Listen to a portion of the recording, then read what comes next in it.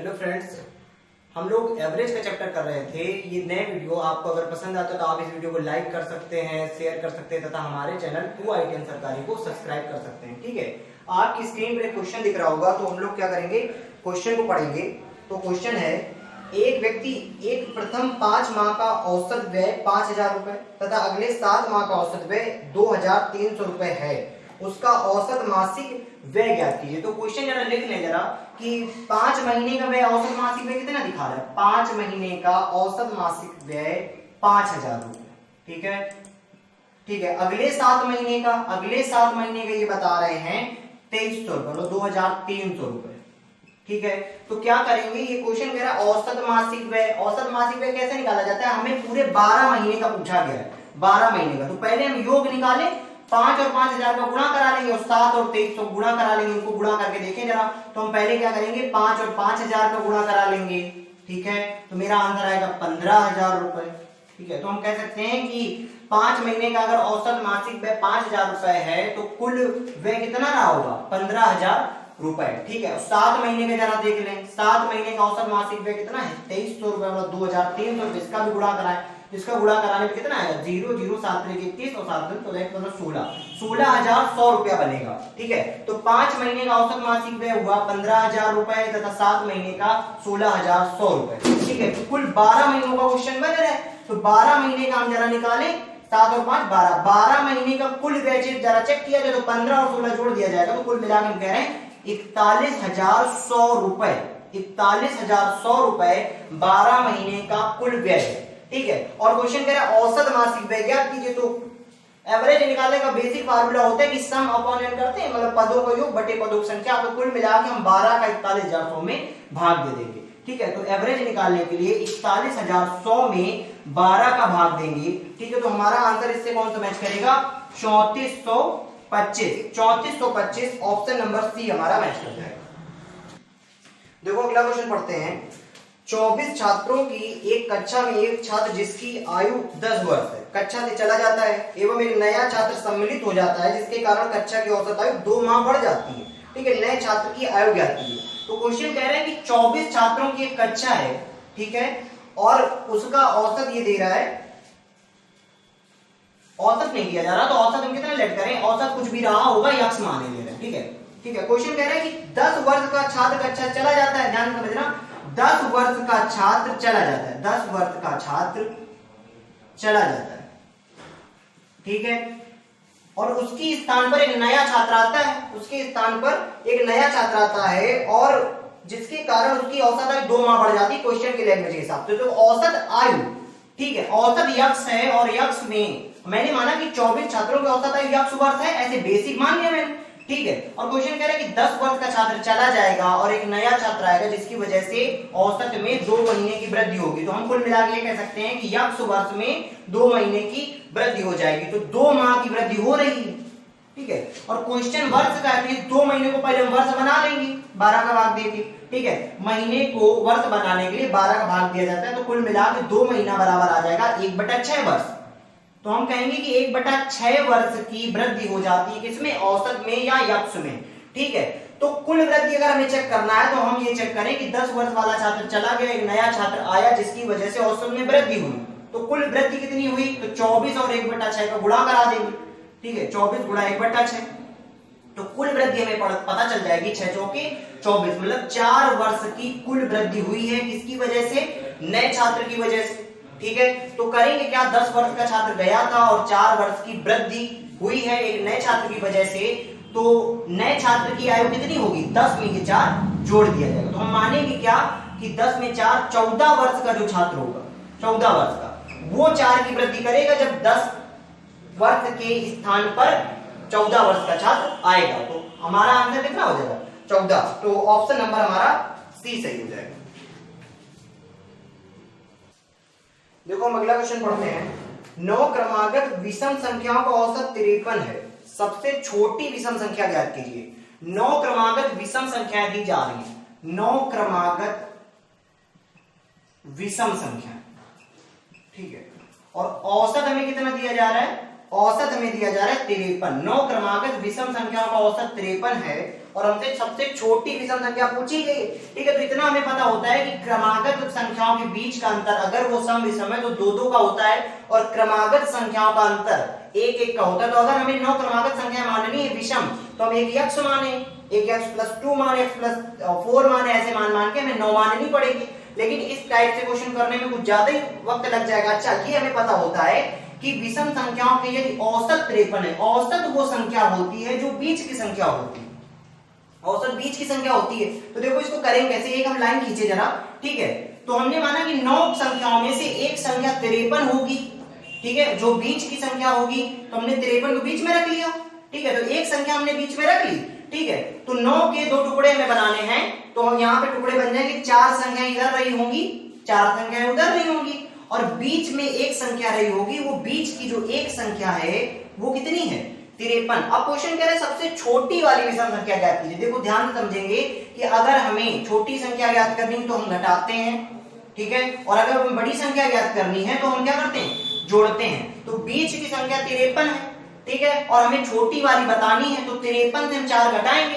ठीक है, लेकिन ऐसे अंतर मेरा मैच नहीं होगा क्योंकि क्वेश्चन ये विषम संख्याओं का है। अगर ये क्वेश्चन क्रमागत संख्याओं का होता, सिर्फ क्रमागत 9 क्रमागत संख्याओं का औसत 53 है, तो क्या करते, 53 से 4 घटा देते, जो आंसर आता वही छोटी संख्या हो जाती।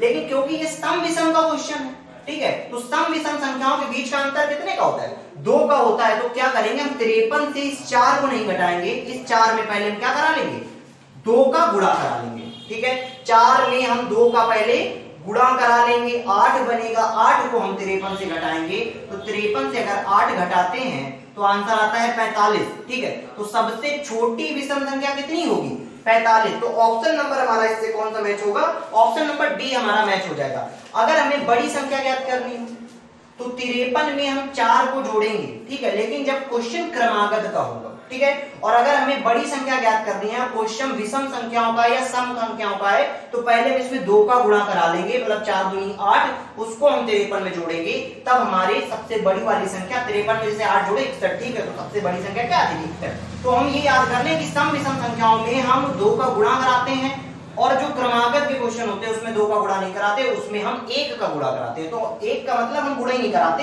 53 से 4 घटाओ तो छोटी वाली आ जाएगी, और 53 में 4 जोड़ो तो बड़ी वाली आ जाएगी। देखो हम लोग अगला क्वेश्चन पढ़ते हैं। किसी वर्ष में किसी व्यक्ति की औसत मासिक आय 3400 रुपए, वर्ष के प्रथम 8 माह की औसत मासिक आय 3160 तथा अंतिम 5 माह की औसत आय 4120 रुपए, तो उसकी 8वें माह की आय ज्ञात कीजिए। तो औसत मासिक आय मतलब एक वर्ष की पूरी आय का, एक महीने की आय का औसत क्या है, या मासिक आय कितनी है। ठीक है, तो कुल मिला के औसत मासिक आय 12 महीने की होती है। तो हम लिख लें जरा कि औसत मासिक आय 12 महीने की निकालते हैं, क्योंकि एक वर्ष में 12 महीने होते हैं। ठीक है, तो 12 महीने की औसत मासिक आय या मासिक आय कितनी है, 3400 रुपए। ठीक है, और क्वेश्चन कह रहे हैं प्रथम 8 माह की, 8 महीने की औसत मासिक आय या मासिक आय कितनी है, 3160 रुपए। ठीक है, और अंतिम 5 माह की 4120 रुपए, 4120। हमसे पूछा क्या गया है कि उसकी 8वें माह की आय औसत आय ज्ञात कीजिए। ठीक है, हम करेंगे क्या, ये सोचते हैं जरा कि यहाँ 8 माह 13 महीने की दी जा रही है, और साल पूरा 12 महीने का होता है, तो यहाँ पे एक ऐसी आय है जो 8वें महीने में भी, या 8वें महीने की आय इसमें भी जुड़ी हुई है और इसमें भी जुड़ी हुई है। तो हम करेंगे क्या, बेसिक करेंगे, हम इसका मल्टीप्लाई करा लेंगे, तो 12 गुणे 3400 करेंगे।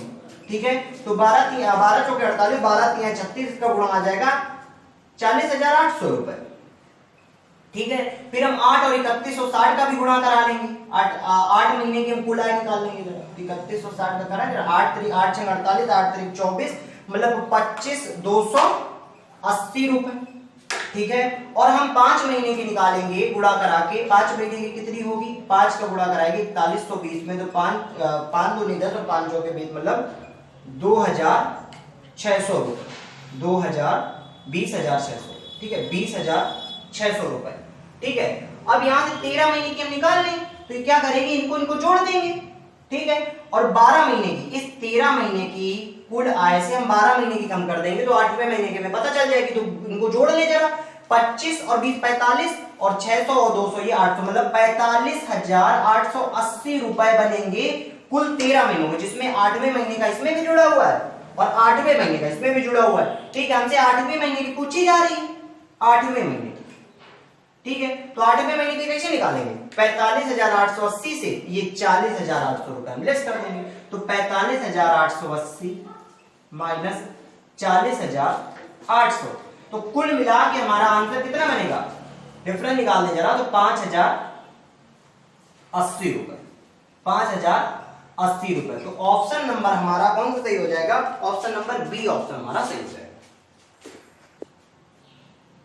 देखो हम अगला क्वेश्चन पढ़ते हैं। एक खिलाड़ी का 64 पारियों का कुछ औसत है, 65वीं पारी में वह कुछ भी रन नहीं बना पाता, जिसके कारण उसका औसत 2 रन गिर जाता है। उसका नया औसत ज्ञात कीजिए। मतलब खिलाड़ी का ये कह रहा है कि खिलाड़ी ने 64 पारियां खेली हैं, 64, ठीक है, उसका कुछ औसत है, तो कुछ औसत हम कितना माने? यक्स माने, ठीक है, फिर वो एक पारी और खेलता है, 65वीं पारी, तो कुल मिला के अब उसकी कुल 65 पारी होगी, ठीक है। 64 पारियों का औसत हमने यक्स माना है, ठीक है, और 65 पारी उसने खेली, एक पारी और खेलता है, कुछ भी रन नहीं बना पाता, इसका मतलब उसका औसत गिर जाता है। क्वेश्चन की लैंग्वेज के हिसाब से औसत कितना गिर जाता है?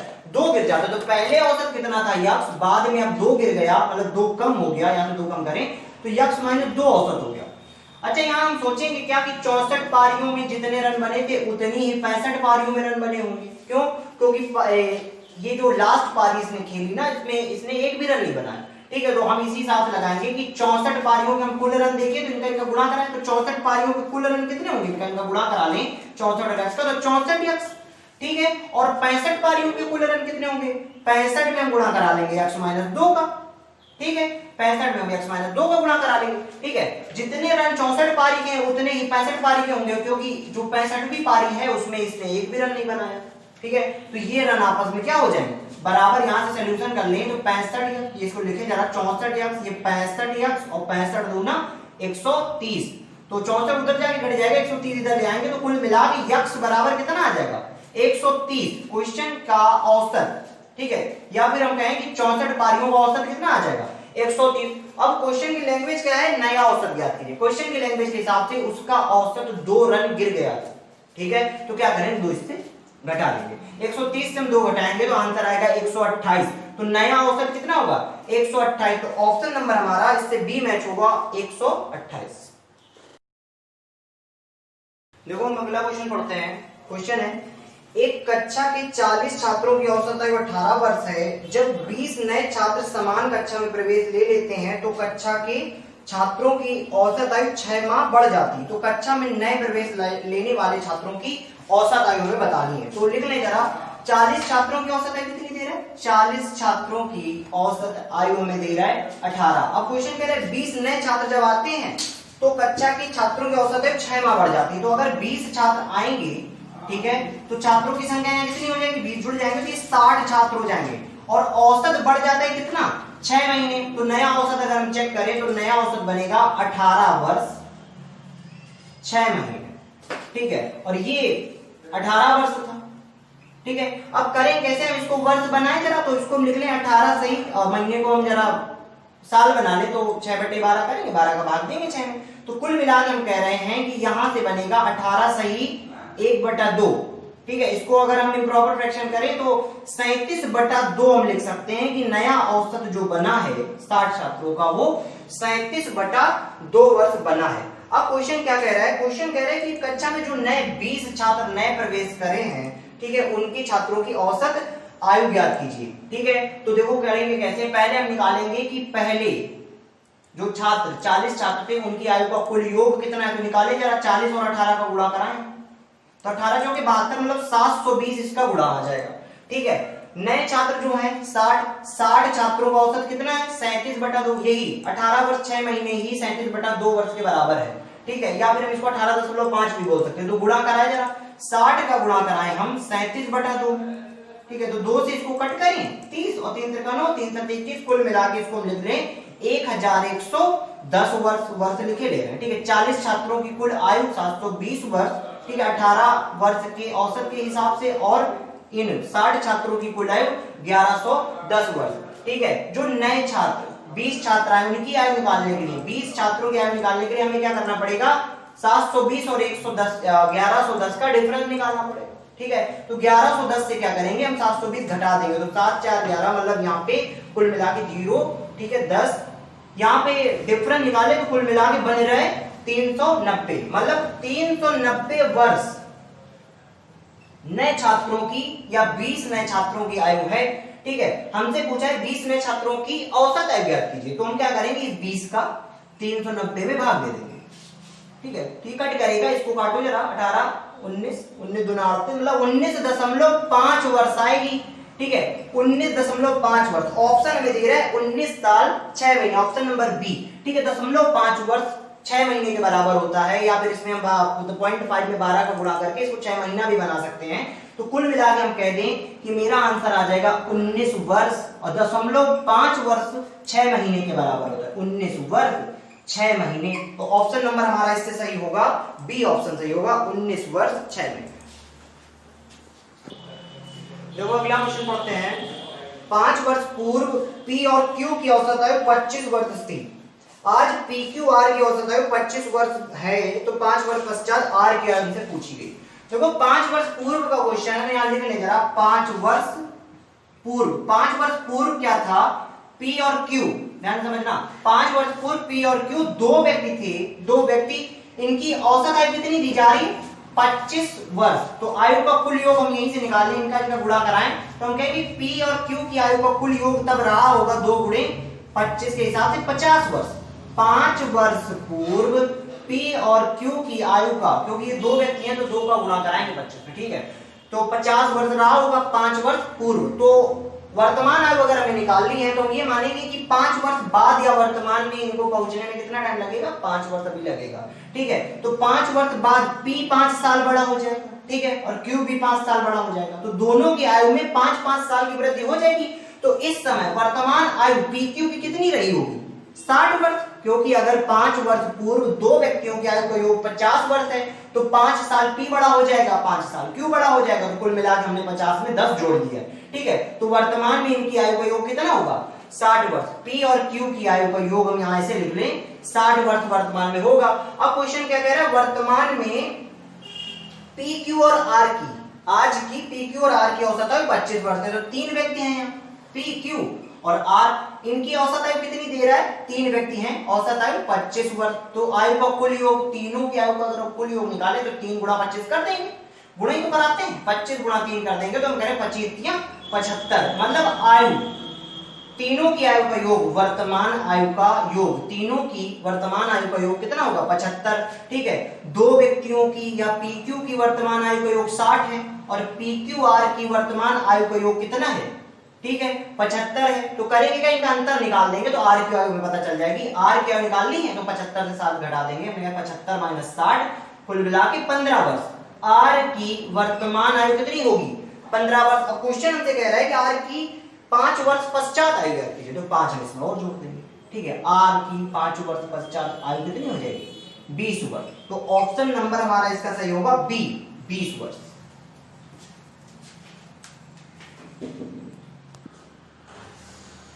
देखो नया क्वेश्चन पढ़ते हैं।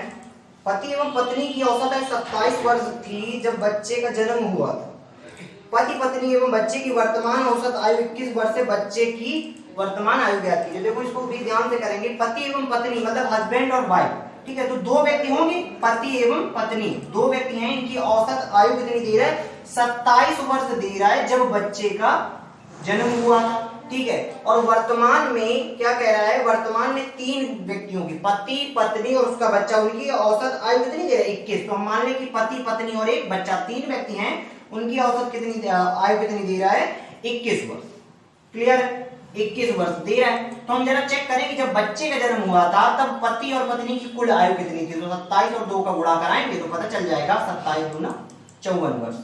पति पत्नी का जब बच्चा हुआ था तब उसकी औसत आयु, उनकी आयु का या दोनों की आयु का योग बच्चे के जन्म के समय कितना था, 54 वर्ष। और वर्तमान में 3 व्यक्ति हैं, उनकी औसत आयु कितनी दी जा रही, 21 वर्ष। तो 3 का गुणा करा लेंगे, 3 गुणा 21, 21 3 63 वर्ष, मतलब वर्तमान में तीनों की आयु का योग 63 वर्ष। देखो ध्यान समझेंगे, ये 54 वर्ष आयु का योग कब है, जब बच्चे का जन्म हुआ था, मतलब ये पास्ट का है। ठीक है, और ये वर्तमान का, इनके बीच का अंतर निकालें जरा, 54 और 63 का अंतर निकालें, तो अंतर आएगा कितना, 3 4 6 9 वर्ष। 9 वर्ष का अंतर आ रहा है, ठीक है। और ये पास्ट का है, ठीक है, और ये प्रेजेंट का है। तो हम कह रहे हैं ये जब बच्चे का जन्म हुआ था तब आयु का योग 54 था, और यहाँ पे ये 63 वर्ष क्या दिया जा रहा है, तीनों की आयु का योग। तो यहाँ पे 3 व्यक्ति दिख रहे हैं, तो 3 को हम इक्वल पार्ट में डिवाइड कराएंगे, मतलब 9 को हम 3 इक्वल पार्ट में डिवाइड करेंगे, तो हमें 3 व्यक्तियों का या भाग देके चेक करेंगे कि कितने साल बन रहे हैं। तो 3 का 9 वर्ष, मतलब 3 का 9 मतलब 3 वर्ष, ठीक है। तो बच्चे की आयु कितनी होगी, 3 वर्ष, ठीक है। और 54 वर्ष के ये पास्ट में थे, तो 3 वर्ष बाद पति भी 3 वर्ष बड़ा हो जाएगा और पत्नी भी 3 वर्ष बड़ी हो जाएगी, कुल मिला के 6 वर्ष की वृद्धि इसमें हो जाएगी, ठीक है। क्योंकि अब इससे हम ये भी पता चल गया कि बच्चे का जन्म कब हुआ था, 3 वर्ष पहले, तो 3 वर्ष की इसमें वृद्धि हो जाएगी पति में और 3 वर्ष की पत्नी में, तो कुल मिला के 60 वर्ष उनकी वर्तमान आयु होगी, ठीक है। और 3 वर्ष का उसमें बच्चे की आयु जुड़ जाएगी, तो कुल मिला के आंसर हमारा कितना सही हो जाएगा, 3 वर्ष। तो जो भी डिफरेंस आता है उसमें हम जितने भी लोग होते हैं उसका डिवाइड कराते हैं, मतलब इक्वल पार्ट में उसके पार्ट बनाते हैं, इक्वल पार्ट बनाते हैं। 9 के में 3 का डिवाइड करा के 3 वर्ष के 3 इक्वल पार्ट बनेंगे, ठीक है। तो 3 वर्ष का बच्चा हो जाएगा, तो ऑप्शन नंबर इसका बी ऑप्शन सही हो जाएगा। देखो अगला क्वेश्चन पढ़ते हैं, प्रथम 10 संख्याओं के वर्ग का औसत ज्ञात करें। प्रथम 10 संख्याओं के वर्ग का औसत ज्ञात करें। तो लिखे जरा, एक सीरीज बनेगी, प्रथम 10 संख्या, पहले हम क्या लिख रहे हैं, 1 का स्क्वायर, ठीक है, वर्ग का औसत निकालना है, 2 का स्क्वायर, ऐसे 3 का स्क्वायर, ऐसे चलते चलते 10 संख्याओं का स्क्वायर, ठीक है। सीरीज जो होती है वो आखिरी संख्या को या नंबर ऑफ द टर्म्स में हमें देखने पड़ते हैं कि कितने हैं, ठीक है। यहाँ 10 संख्याएं दी जा रही थी, इनका मान हम कितना लिख लें, 10 लिखना है, ठीक है। और सारी 10 संख्याओं के वर्गों का औसत हमसे पूछा जा रहा है, ठीक है, वर्गों का औसत हमसे पूछा जा रहा है। तो करेंगे क्या, हम ये वर्ग का एक फार्मूला लगाएंगे या वर्ग के योग का फार्मूला लगाएंगे, ठीक है। या फिर हम क्या करें, डायरेक्ट इसको क्वेश्चन को करने की कोशिश करेंगे। तो हम इससे फार्मूले याद कर लें, अगर हमें average of sigma n square चाहिए, ठीक है, average of sigma n square, इसका फार्मूला होता है n+1 2n+1/6, ठीक है, n+1 2n+1/6। तो इसी फार्मूले में हम n की जगह कितना रख लेंगे, 10, और जरा चेक करें तो n+1 मतलब 10+1, ठीक है। उसके बाद 2n+1 मतलब 10 दूनी 20 और 1 21, हम लिख लें 20+1, ठीक है, और बटे 6। तो कुल मिला के कितना बना, 11 ये बनेगा, 21 ये बनेगा, और बटा 6। 11 और 21 का गुणा करा लेंगे, 21 1 21 21 1 22, कुल मिला के इसका गुणा कितना बनेगा, 221 बटा 6। 6 का इसमें भाग दे देंगे, तो 6 3 18, 6 8, ठीक है, 8 4 45, और कुल मिला के इसका आंसर मैच होगा 38.5। तो हम कह सकते हैं कि 221 में हम 6 का भाग देंगे तो 38.5, ऑप्शन नंबर डी हमारा मैच हो जाएगा।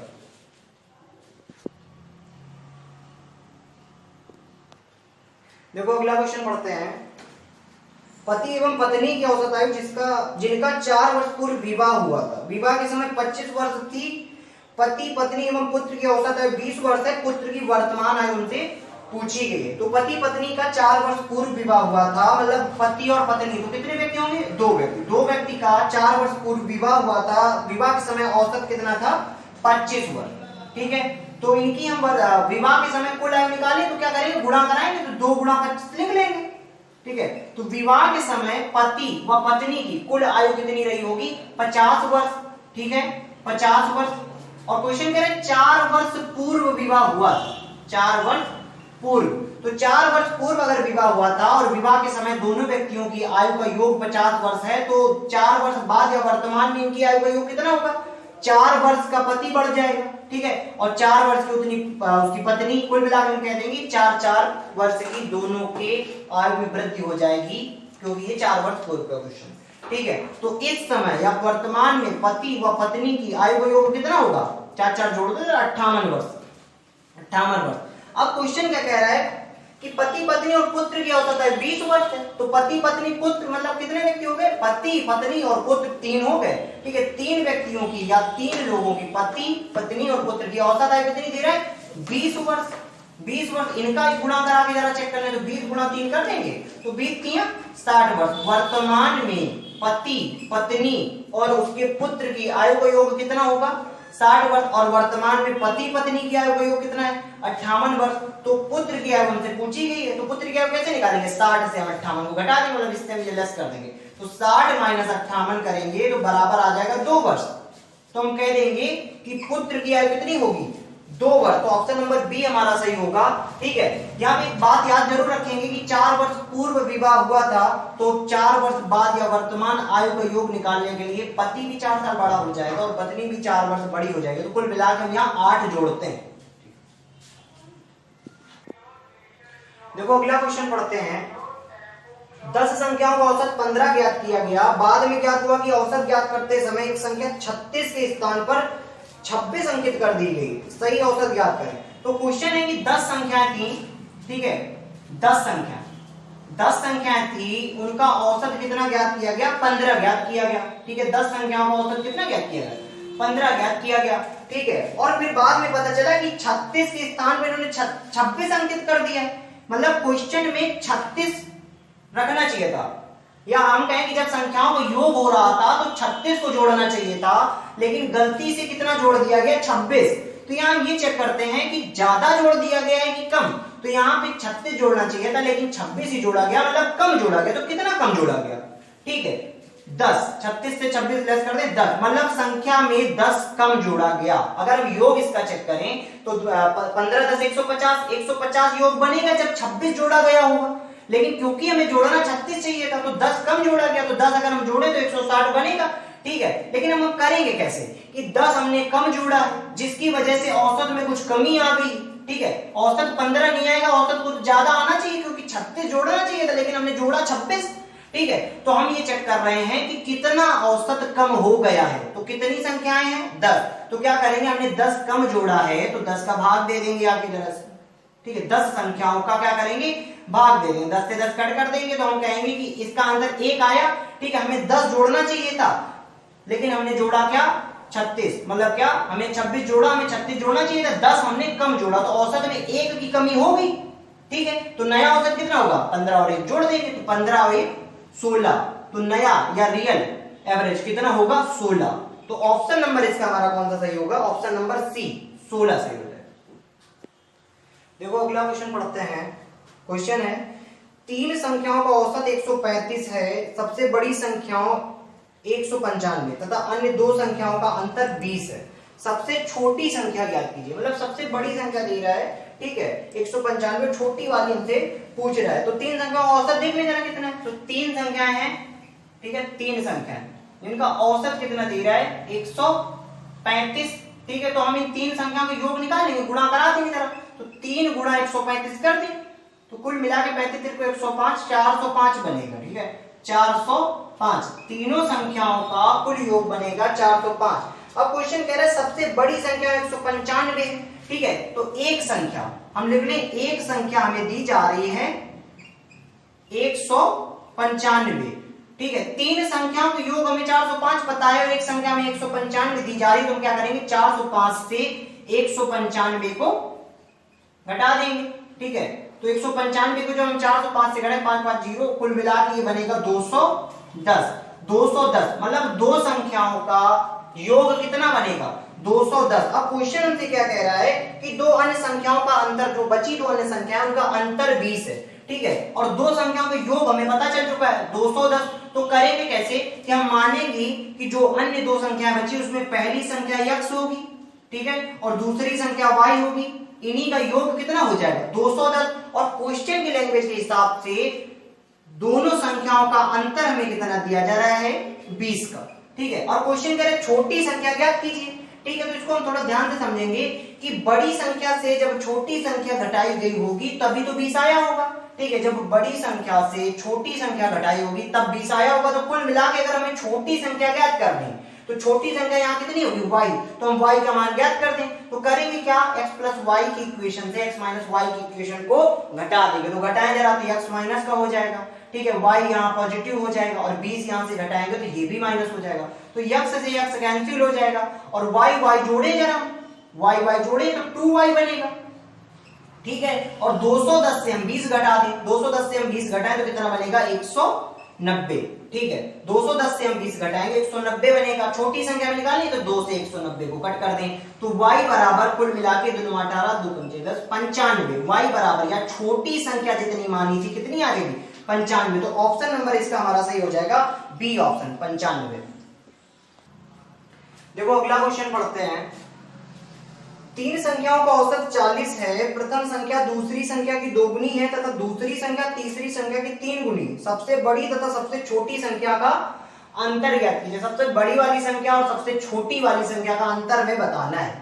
ठीक है, तीन संख्याओं का औसत, तो संख्याएं जरा देखिए कितनी, तीन संख्याएं हैं। ठीक है, तीन संख्याएं हैं, इनका औसत हमें कितना दिया जा रहा है, 40। ठीक है, तीन संख्याओं का औसत 40 है।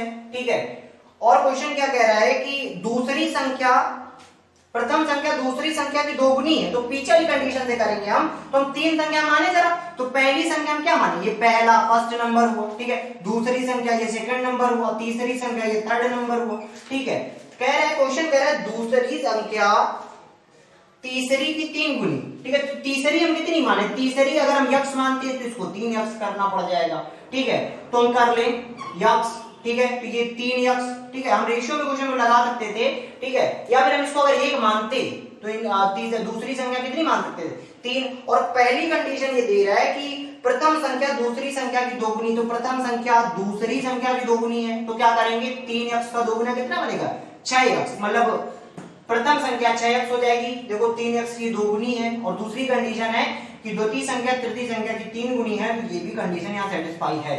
ठीक है, योग अगर हम निकालना चाहें तो हम 3 और 40 का गुणा कराएंगे। तो 3 और 40 का अगर हम गुणा कराते हैं, ध्यान से समझना, तो हमें योग पता चल जाएगा, तीनों संख्याओं का योग। और यहाँ से तीनों संख्याओं का योग यहाँ से निकाले जरा, तो 6 3 9 और 1 ये 10, मतलब कुल मिला के 10 यक्स का मान 3 गुणा 40 के बराबर है। तो यक्स का मान निकाल ले जरा। ठीक है, यक्स का मान कितना आ जाएगा, यक्स का मान आ जाएगा 12। ठीक है, अब क्वेश्चन क्या कह रहा है, क्वेश्चन हमसे कह रहा है कि सबसे बड़ी तथा सबसे छोटी संख्या का अंतर ज्ञात कीजिए। अगर हम सबसे बड़ी संख्या निकालें तो सबसे बड़ी संख्या 6 यक्स दिख रही है, सबसे छोटी हमें यक्स दिख रही है, और बीच की संख्या में 3 यक्स दिख रही है। बड़ी संख्या निकाले तो 12 छंग 72, छोटी संख्या निकाले तो 12 एकम 12। ठीक है, अंतर हमसे पूछा गया, तो सबसे बड़ी संख्या 6 यक्स है, सबसे छोटी संख्या यक्स है। पहली और तीसरी संख्या का अंतर हम यहीं से चेक कर लें, 6 यक्स और यक्स का अंतर कितना होता है, तो लिखिए जरा, 6 यक्स और यक्स का अंतर होता है 5 यक्स। ठीक है, और 5 यक्स हमारा अंतर है, यहाँ यक्स का मान रख देंगे आके, या हम कहेंगे 5 में यक्स को गुणा करा देंगे, तो 12 पंचे 60। तो सबसे बड़ी और सबसे छोटी संख्या का अंतर कितना हो जाएगा, 60। तो ऑप्शन हमारा इसका सही हो जाएगा डी। ठीक है, अगर हम चाहते तो संख्या भी निकाल सकते थे, 12 छंग 72, सबसे बड़ी संख्या 72, 12 और यक्स की वैल्यू कितनी, 12, तो 12 एकम 12, मतलब ये यक्स है, या इसको हम कह दिए 1 यक्स।